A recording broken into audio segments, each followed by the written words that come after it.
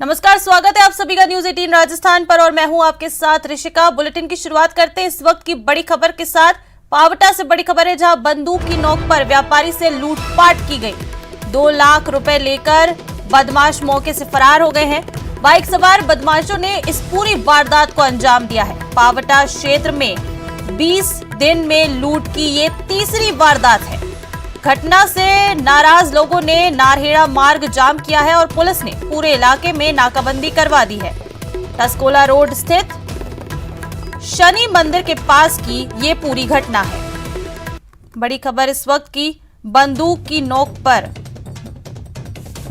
व्यापारी से लूटपाट का ये मामला सामने आया। बता दें कि इस क्षेत्र में 20 दिनों में ये तीसरी ऐसी वारदात है।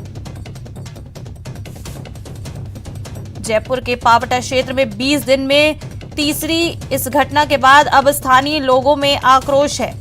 बंदूक की नोक पर व्यापारी से लूटपाट का मामला सामने आया है। ज्यादा जानकारी के लिए बात करेंगे सहयोगी हीरालाल से। हीरालाल, क्या कुछ जानकारी इस पूरे मामले में? जी ऋषिका, मैं आपको बता दूं कि पावटा का मामला है। व्यापारी अपने बेटे के साथ दुकान बंद कर घर जा रहा था। इसी दौरान उनको आकर रोक लेते हैं और पिस्तौल दिखाकर उनके हाथ से 2 लाख रुपए से भरा बैग छीनकर फरार हो जाते हैं। इस दौरान जब व्यापारियों ने शोर मचाया तो आसपास के लोग मौके की ओर दौड़े। जो लोगों को आता देखकर जो बदमाश मौके से फरार हो गए। इसके बाद जो आक्रोशित ग्रामीणों ने नारहेड़ा मार्ग को जाम भी कर दिया। सूचना पर जो पुलिस है मौके पे पहुंचे और घटना की जानकारी लेकर बदमाशों की तलाश के लिए क्षेत्र में नाकाबंदी कराई और जो आसपास के क्षेत्र में सीसीटीवी फुटेज जो कैमरे लगे हुए थे उनके फुटेज खंगाल रही है। सीसीटीवी फुटेज में जो 2 बाइकों पर कुछ बदमाश भागते नजर आ रहे हैं। पुलिस है जो पूरे मामले की जांच करी है, लेकिन अभी तक बदमाशों का कोई सुराग नहीं लग पाया। जी ऋषिका। जी हीरालाल, 20 दिनों में ये तीसरी ऐसी वारदात है जो सामने आई है और एक बार फिर से पुलिस के ऊपर सवाल खड़े हो रहे हैं, पुलिस की कार्यशैली पर। जी बिल्कुल, पिछले 20 दिनों में ये तीसरी वारदात है और लगातार क्षेत्र में आपराधिक घटनाएं बढ़ती जा रही हैं। लूट और फायरिंग की घटनाओं की बढ़ोतरी होने से जो है स्थानीय व्यापारी और लोगों में काफी दहशत व्याप्त है और उनमें पुलिस की कार्यशैली को लेकर काफी आक्रोश भी व्याप्त है। तो बीती रात जो घटना घटी है उसको लेकर व्यापारियों में रोष है। उन्होंने नारहेड़ा मार्ग जाम कर दिया था और विरोध प्रदर्शन भी शुरू कर दिया था। सूचना पर जो संध्या यादव मौके पे पहुंची थी, उनको भी जो ग्रामीणों ने काफी भला बुरा कहा, काफी खरी खोटी सुनाई थी और पुलिस की कार्यशैली पर सवाल खड़े किए, क्योंकि ये काफी बड़ी बात है कि पिछले 20 दिनों में 3 बड़ी वारदात होना, जिसमें एक व्यापारी था उसपे पिछले 4 लाख रुपए लूटने की कोशिश हुई थी। उसके बाद एक घर में घुसकर फायरिंग की घटना हुई थी जिसमें एक महिला घायल हो गई थी और ये तीसरी वारदात है जिसमें 2 लाख रुपए लूटकर जो बदमाश है फरार हो गए, लेकिन पुलिस अभी तक किसी भी घटना का खुलासा नहीं कर पाई है। जी हीरालाल, चलिए बहुत शुक्रिया आपका इस तमाम जानकारी के लिए।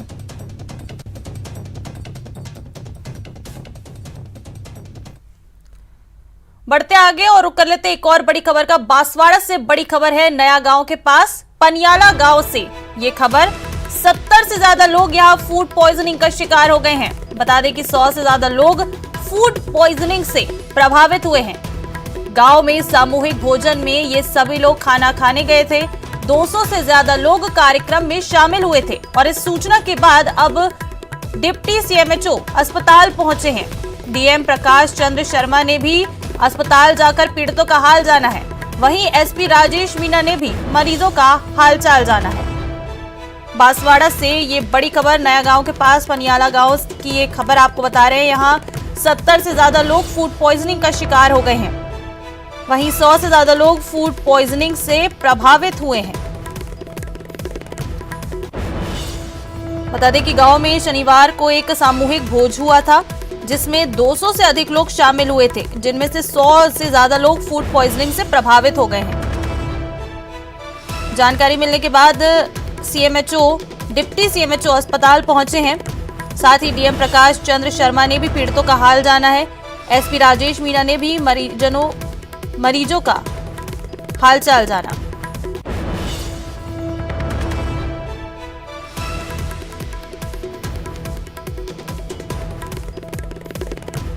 बांसवाड़ा से इस वक्त की बड़ी खबर, फूड पॉइजनिंग का ये पूरा मामला सामने आया है। नया गांव के पास पनियाला गांव की ये खबर है।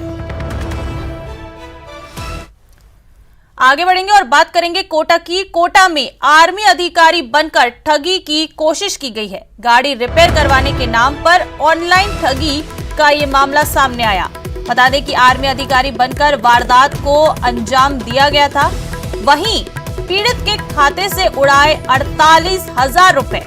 पीड़ित गाड़ी सर्विस सेंटर संचालक ने थाने में इस पूरे मामले में शिकायत दर्ज कराई है और शिकायत के बाद अब पुलिस मामले की जांच में जुट गई है। कोटा से ये बड़ी खबर, आर्मी अधिकारी बनकर ठगी की गई है। गाड़ी रिपेयर करवाने के नाम पर ऑनलाइन ठगी की गई। कोटा में आर्मी अधिकारी बनकर इस पूरी वारदात को अंजाम दिया गया और पीड़ित के खाते से 48,000 रुपए उड़ा लिए गए। ज्यादा जानकारी के लिए बात करेंगे सहयोगी ओम प्रकाश से। ओम प्रकाश, क्या कुछ पूरा मामला है ये ऑनलाइन ठगी का? जी, छावनी निवासी जो गाड़ी सर्विस सेंटर है वहां पर एक अनजान व्यक्ति का फोन आया कि मैं आर्मी अधिकारी हूं और मेरी गाड़ी का रिपेयरिंग करवाना है। उन्होंने फोटो भी भेजी थी। फोटो भेजने के बाद में उन्होंने कहा कि मैं ऑनलाइन पेमेंट कर देता हूं 48,000 रुपए। उन्होंने कुछ पैसे डालकर विश्वास भी जीता था। उसके बाद उन्होंने एक लिंक भेजा और उन्होंने पैसा डालने की बात करी। लिंक डालने के बाद 3 बार में करीब 48,000 रुपए से अधिक उनके खाते से चले पार हो गए। और जब खाते से इतने पैसे निकलने के बाद उनसे फोन किया तो फोन उठाना उन्होंने बंद कर दिया और कोई संतोषजनक जवाब नहीं दिया। और उनके बाद में जो है इस गाड़ी सर्विस सेंटर संचालक को ठगी का एहसास हुआ कि हमारे साथ ऑनलाइन ठगी थी और वो कोई आर्मी अधिकारी नहीं था, वो कोई फ्रॉड करने वाला था। इसके बाद में ये कहा जा सकता है कि पीड़ित फिलहाल गुमानपुरा थाने पहुंच के उन्होंने है जो शिकायत दर्ज की। गुमानपुरा थाना पुलिस जो है कि वो पूरे मामले की जांच कर रही है। पीड़ित जावेद ने बताया कि वो सलीम की एक पार्टनरशिप में छावनी इलाके में उसका डेंटिंग पेंटिंग का वर्कशॉप है। वहाँ पहले आर्मी वालों की गाड़ियां जो है डेंटिंग पेंटिंग के लिए अक्सर आया करती थी, इसीलिए वो विश्वास में आ गया कि हो सकता है कि कोई आर्मी अधिकारी हो। लेकिन फिलहाल गुमानपुरा थाना पुलिस है जो पूरे मामले की जांच कर रही है। लेकिन ये कहा जा सकता है कि ऑनलाइन ठगी की लगातार वारदातें बढ़ती जा रही है और विश्वास में लेकर एक जो है ये फ्रॉड करने वाले बदमाश हैं जो लोग आए दिन नए नए तरीके ढूंढ रहे हैं। उनको विश्वास में लेने के लिए खुद को आर्मी अधिकारी बताया, क्योंकि उनको पता था पहले से कि यहाँ आर्मी से संबंधित लोगों की जो है गाड़ियां अक्सर आया करती थे। इसी बात को लेकर उलझा दिया और विश्वास में लेकर करीब 48,000 रुपए की ऑनलाइन ठगी की जो है वो वारदात हो गई। फिलहाल गुमानपुरा थाना पुलिस है जो मामले की जांच कर रही है। जी ओम प्रकाश, ये जो आर्मी अधिकारी बनकर ठगी हुई है, तो जो जिस नंबर से फोन आया था, क्या उस नंबर के जरिए व्यक्ति की पहचान हो पाई है कि कौन था ये जिसने पूरी ठगी की वारदात को अंजाम दिया? नहीं, गुमानपुरा थाना पुलिस को शिकायत जरूर दी लेकिन अभी पहचान नहीं हो पाई। लेकिन अक्सर ऐसे मामले में देखा जा सकता है कि सुदूर अंचल में दूर बैठे लोग जो आसपास के नहीं होते बल्कि अन्य राज्यों में बैठे लोग जिनकी पहचान होती है और लंबे समय तक ये क्योंकि टेक्निकल समस्या इसमें रहती है, फोन को जो है कि जो पुलिस के अधिकारी है वो अलग अलग तरह से जांच करते हैं और थोड़ा उसमें समय लगता है। लेकिन फिलहाल ये कहा जा सकता है कि ठगी की वारदात के बाद पुलिस ने शिकायत जरूर दर्ज कर ली है और जल्द इस मामले में कार्रवाई करने की बात कर रहे हैं। लेकिन अच्छा, सबसे बड़ी बात इसमें यह है कि जो पीड़ित है उन्होंने एक ऑडियो क्लिप भी पुलिस ओम प्रकाश, बहुत शुक्रिया आपका इस तमाम जानकारी के लिए। बढ़ेंगे आगे और दौसा से बड़ी खबर बता दें आपको, यहाँ नाबालिग के साथ गैंगरेप का मामला सामने आया है। मानपुर थाने में केस दर्ज हुआ है। पॉक्सो एक्ट के तहत गैंगरेप का केस दर्ज किया गया। पीड़िता के भाई ने बता दें ये केस दर्ज कराया है और साथ ही 2 आरोपियों पर गैंगरेप का आरोप भी लगाया गया। बता दें बांदीकुई ले जाकर पीड़िता के साथ गैंगरेप की वारदात को अंजाम दिया गया। मानपुर थाना पुलिस जांच में जुट गई है। चलिए, ज्यादा जानकारी के लिए बात करेंगे सहयोगी आशीष से। आशीष, क्या कुछ जानकारी है? दौसा में नाबालिग के साथ गैंगरेप का पूरा मामला सामने आया है। बिल्कुल, ये नाबालिग पीड़िता मानपुर थाना क्षेत्र के एक गांव की रहने वाली है और उस गांव के उसके भाई ने मुकदमा दर्ज कराया है कि 2 आरोपी हैं जो अजय सिंह जिनका नाम है और एक आरोपी लोकेश गुर्जर है। इन दोनों आरोपियों ने जो नाबालिग बालिका थी उसे बाइक पर बिठाया और उसे बांदीकुई शहर में ले गए और वहां उसके साथ बारी बारी से दुष्कर्म की वारदात को अंजाम दिया। और जैसे ही पीड़िता को वापस गांव के पास में ही बदहवास हालत में छोड़कर चले गए, जिसके बाद पीड़िता जब घर पहुंची तो उसने अपने भाई को पूरी घटनाक्रम बताया और भाई ने फिर बीती रात जाकर थाने में मुकदमा दर्ज कराया है। अब मानपुर थाना पुलिस ने मुकदमा दर्ज कर लिया है और आज जो पीड़िता है, पीड़िता का मेडिकल कराया जाएगा, उसके बयान दर्ज किए जाएंगे। फिलहाल पुलिस ने दोनों आरोपियों की तलाश के लिए भी टीमें भेजी हैं ताकि आरोपियों को जल्दी से हिरासत में ले जाए, उससे पूछताछ की जाए, पूरे घटनाक्रम का पर्दाफाश किया जाए। जी आशीष, ये जो 2 आरोपी हैं जिनके खिलाफ केस दर्ज कराया गया, या ये कोई पहचान के ही लोग थे क्या? क्योंकि आप बता रहे हैं कि बाइक पर बैठा कर ले गए। बिल्कुल, ये जो दोनों आरोपी पहचान के लोग हैं जो पीड़िता को जानते थे। ऐसे में इनसे क्या रिश्ता था ये अभी साफ नहीं हो पाया क्योंकि इनकी सबकी जातियां अलग अलग है। ऐसे में ये रिश्तेदार नहीं हो सकते और भाई बंद नहीं हो सकते, ये गांव के या फिर आसपास के गांव के लोग हैं। ऐसे में पुलिस अब दोनों आरोपियों को धरपकड़ के लिए टीमें भेजी हैं। दोनों आरोपियों को पहले गिरफ्तार किया जाएगा और हिरासत में लिया जाएगा और उसके बाद में पूछताछ की जाएगी कि आखिर उन्होंने इस तरह की वारदात को अंजाम क्यों दिया। और दूसरी बात, पीड़िता को कैसे जानते थे, कितने दिन से जानते थे, इस सभी बातों का भी जब आरोपी पकड़ में आएंगे उसके बाद में पता चल सकेगा। जी चलिए आशीष, बहुत शुक्रिया आपका इस तमाम जानकारी के लिए।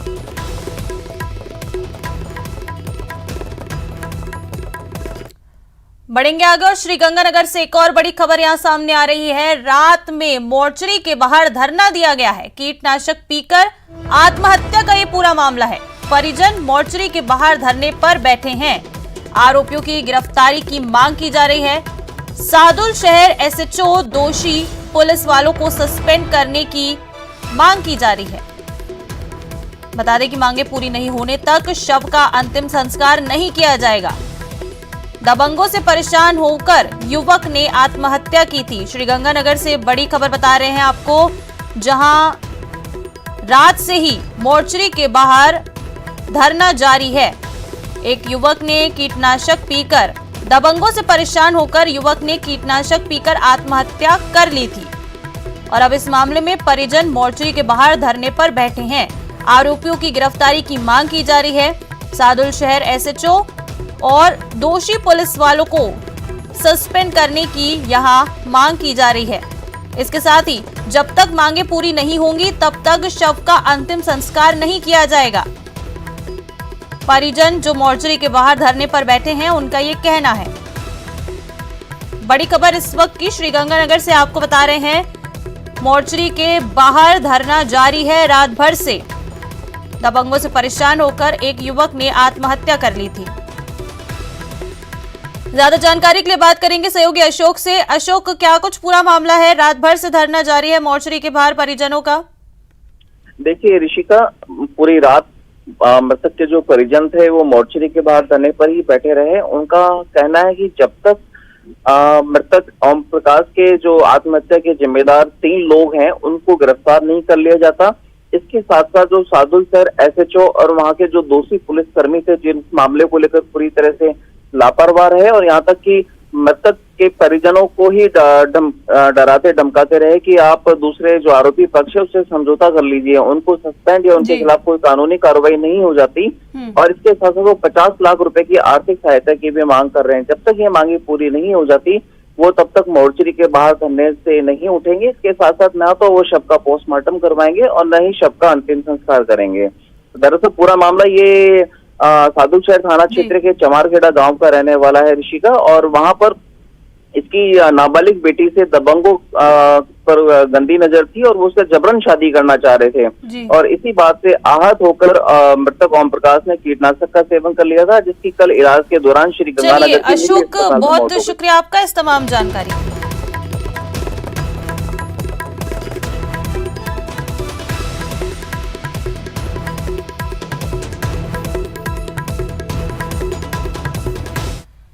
तो चलिए आगे बढ़ते हैं और दिल्ली में Amit Shah Narendra Modi cross country race को हरी झंडी दिखाकर इस Narendra Modi cross country slum race को हरी झंडी दिखाने के लिए पहुंचे हैं। दिल्ली से ये सीधी तस्वीरें हैं। प्रधानमंत्री नरेंद्र मोदी के जन्मदिन के उपलक्ष्य में आज बता दें कि Narendra Modi cross country slum दौड़ का आयोजन किया जा रहा है, जिसको हरी झंडी दिखाने के लिए खुद केंद्रीय गृह मंत्री अमित शाह यहां मौजूद हैं। गृह मंत्री अमित शाह हरी झंडी दिखाकर इस दौड़ को शुरू करेंगे।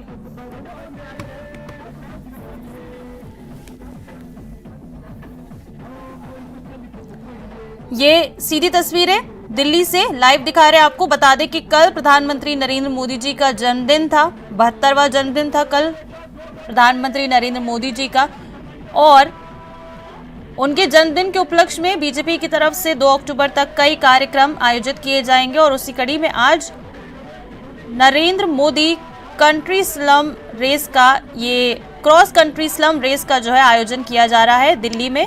और इस रेस को हरी झंडी दिखाने खुद केंद्रीय गृह मंत्री अमित शाह मौजूद हैं।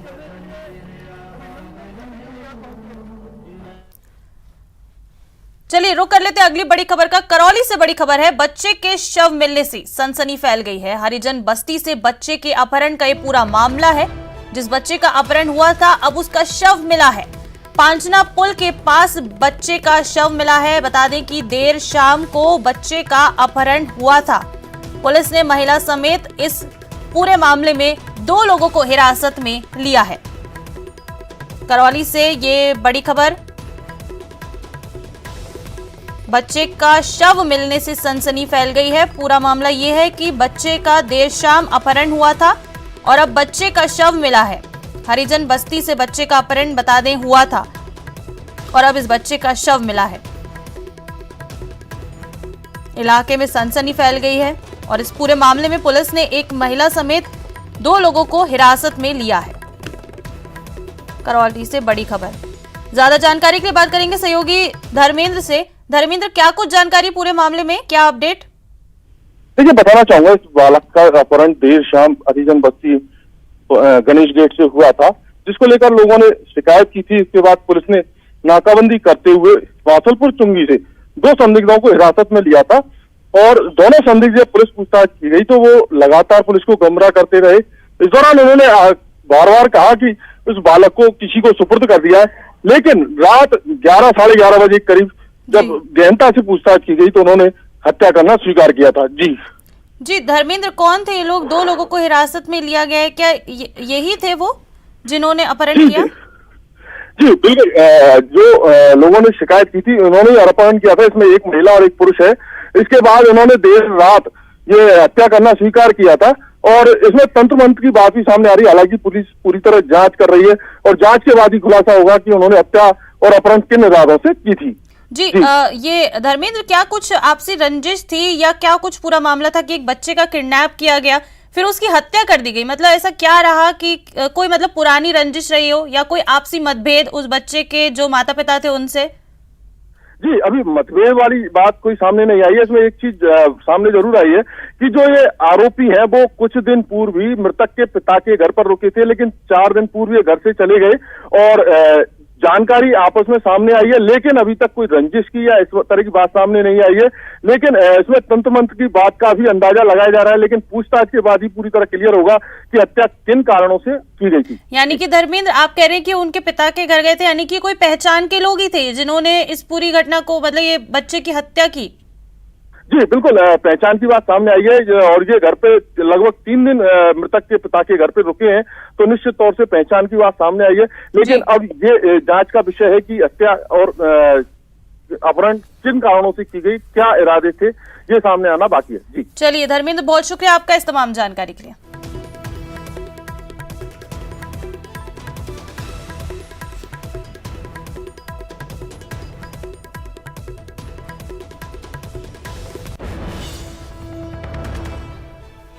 बड़ी खबर ये इस वक्त की करौली से, जहां जिस बच्चे का अपहरण हुआ था देर शाम, अब उसका शव मिला है।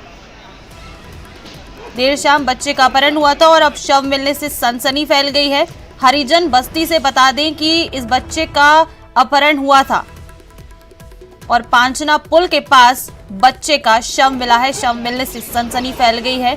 इस पूरे मामले में एक महिला सहित 2 लोगों को हिरासत में लिया गया है। पूछताछ जारी है। बड़ी खबर इस वक्त की करौली से। बीकानेर के नौखा थाना क्षेत्र में चोरों के हौसले बुलंद हैं। देर रात 2 चोरों ने वार्ड नंबर 15 महावीर चौक में कमल सोनी के बंद मकान को अपना निशाना बनाया और घर से सोना चांदी के साथ नकदी लेकर फरार हो गए। चोरी की पूरी वारदात सीसीटीवी कैमरे में भी कैद हो गई, जिसमें देर रात 2 चोर शॉल ओढ़कर मकान में घुसते दिखाई देते हैं। सुबह जब किराएदार के आने पर चोरी की वारदात की जानकारी हुई, जिसके बाद कमल सोनी ने पुलिस को सूचना दी।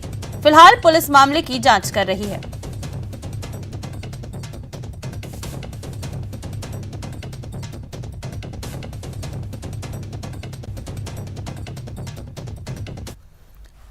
और राजधानी जयपुर की बगरू थाना पुलिस ने हनी ट्रैप के जाल में फांसकर ब्लैकमेल करने वाले गिरोह का पर्दाफाश किया है। बगरू थाना अधिकारी ने बताया कि इस गिरोह से जुड़े 3 लोग, जिनमें 2 महिलाएं भी शामिल हैं, उन्हें अरेस्ट किया गया है। गिरफ्तार आरोपियों में रामचंद्र, सपना बेगम और हसीना बानो शामिल हैं।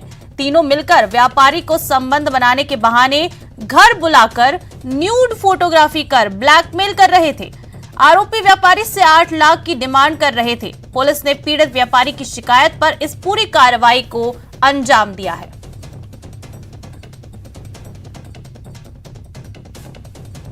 उसी एक युवती कुछ समय से ब्लैकमेल कर रही है और 8 लाख रुपए की मांग कर रही है। ये युवती कुछ समय पहले इसकी शॉप पर आई थी और बाद में इसके अपने प्रेम जाल में फंसाकर इसको अपने घर बुलाया और घर पर बुलाकर इसका एक वीडियो बनाया।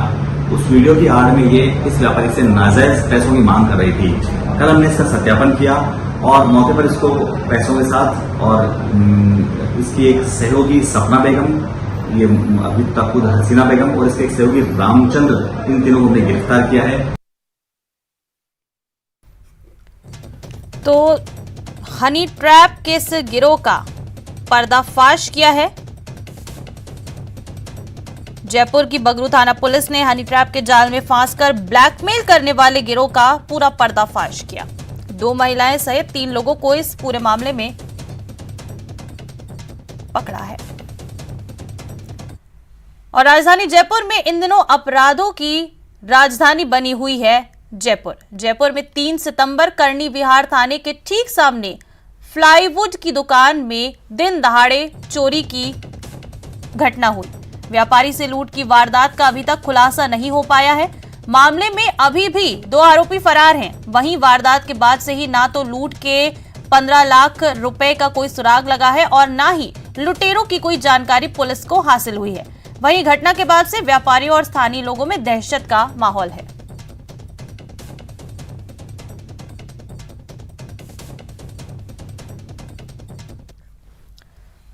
और डूंगरपुर जिले की 84 थाना पुलिस ने बेडसा गांव में पति पत्नी के ब्लाइंड मर्डर का 2 दिन में ही खुलासा कर दिया। अवैध संबंधों के चलते दंपति की हत्या की गई थी। मृतक और मृतक के छोटे भाई का अपनी विधवा भाभी से अवैध संबंध था, जिसके बाद बड़े भाई को रास्ते से हटाने के लिए छोटे भाई ने ही अपने नाबालिग भतीजे को उकसाकर हत्या को अंजाम दिया, जिसके बाद पुलिस ने आरोपी छोटे भाई को गिरफ्तार कर लिया है। बता दें कि पूरी वारदात 15 सितंबर की है। 84 थाना क्षेत्र के बेडसा गांव में रामा भगोरा और उसकी पत्नी आशा भगोरा की धारदार हथियार से हत्या कर दी गई थी।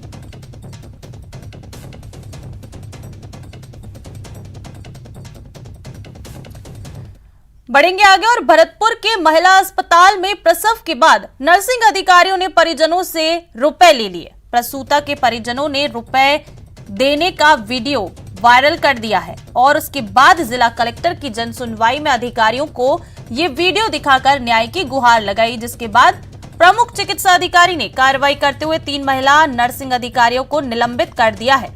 दरअसल कुम्हेर के पास का रहने वाला केदार अपनी पत्नी का प्रसव कराने गया था, जहां प्रसव के बाद उससे स्टाफ ने रुपए ले लिए। उसने रुपए देने का वीडियो बना लिया और जिला कलेक्टर को इस बारे में शिकायत की।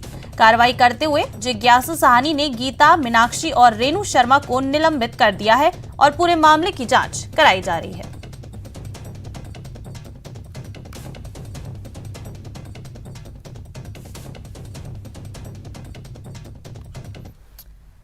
और कोटा के नयापुरा थाना में खुद को आग लगाने वाले राधेश्याम के 5 सितंबर के परिवार पर पुलिस ने मामला दर्ज कर 3 आरोपियों को गिरफ्तार किया है। पुलिस ने गिरफ्तार आरोपी कांग्रेस पार्षद हरिओम सुमन, उसके साथी हितेश शर्मा और अमित खिल्लीवाल को कोर्ट में पेश किया, जहां से कोर्ट ने तीनों आरोपियों को 30 सितंबर तक न्यायिक हिरासत में जेल भेजने के आदेश दिए हैं।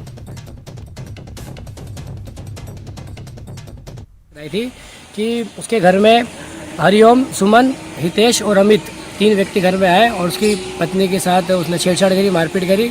इस संबंध में रिपोर्ट दर्ज कर आज कालूराम वर्मा डिप्टी साहब द्वारा आज तीनों मुलजिमों को अदालत में पेश किया गया।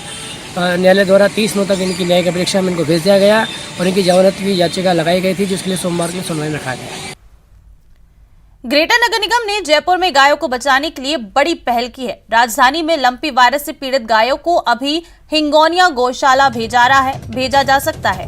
ग्रेटर नगर निगम महापौर डॉक्टर सौम्या गुर्जर ने बताया कि लंपी वायरस के संक्रमण में आते ही लोगों ने गायों को बेसहारा छोड़ दिया, जिसको लेकर उन्होंने लोगों से गायों को हिंगोनिया गौशाला भेजने की अपील की है, जहां गायों की देखभाल की जाएगी। उन्होंने कहा कि गाय का मालिक गाय के स्वस्थ होने के बाद उसे दोबारा ले जा सकते हैं। इसके साथ ही उन्होंने गायों के बाड़े में नियमित रूप से हाइपोक्लोराइड के छिड़काव और मच्छर मक्खी से बचाने के लिए स्वच्छता रखने के भी निर्देश दिए।